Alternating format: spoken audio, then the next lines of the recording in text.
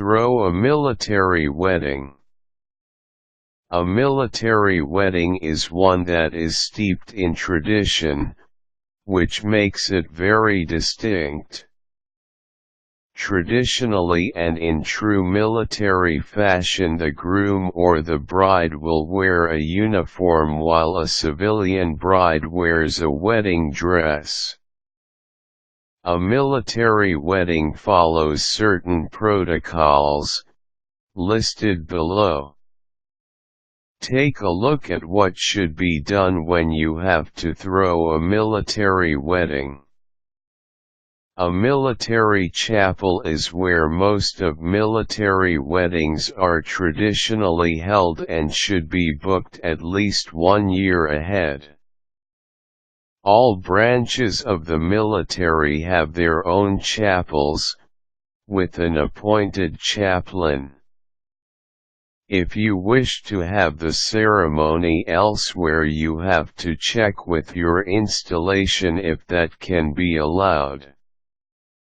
There are no fees to pay for the military chapel's use and for the services of the chaplain, but it would be wise to make a donation.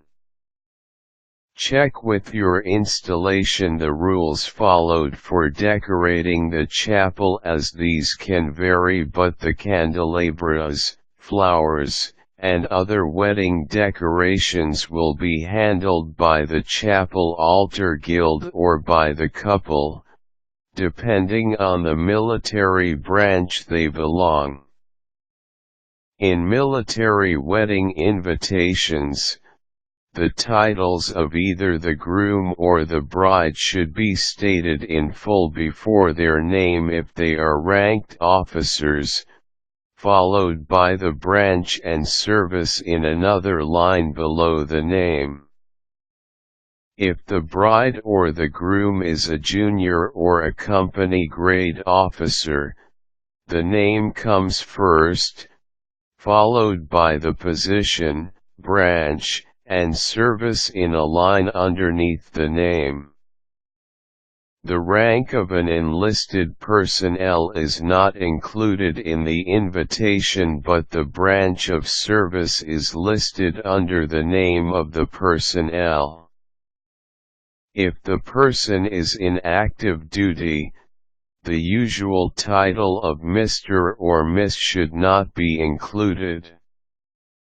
Bear in mind that the commanding officers and their spouses and all or a number of staff officers and their spouses should be invited to the wedding. A civilian bride can wear a regular wedding dress. If the couple both serves the military, they often wear their uniforms.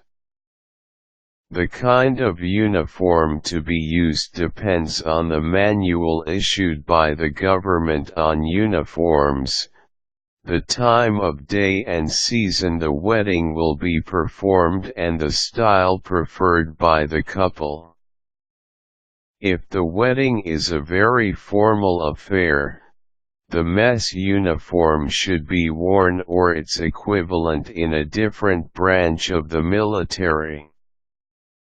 If it is a semi-formal affair, a service, or a Class A dress uniform is called for. Groomsmen and bridesmaids may follow suit. Be sure to indicate this type of service dress required in the invitation. Parents will be seated in the front pews, with the invited military officers seated according to rank behind the parents.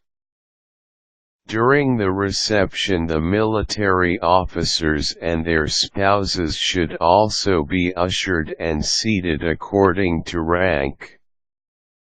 The highlight of the reception is when the groom hands a saber to the bride and she cuts the wedding cake with her husband's right hand over hers.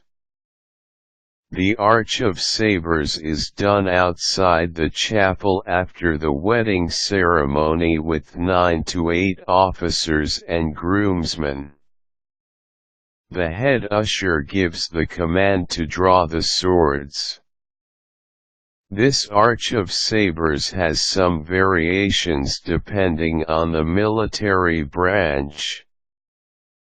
Some cross the last 2 swords and demand that the couple must kiss first before being allowed to pass.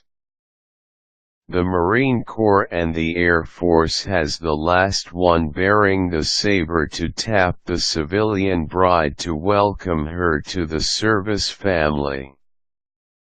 The flag of the United States, the military branch and company/troop flags are fitting decorations during the reception.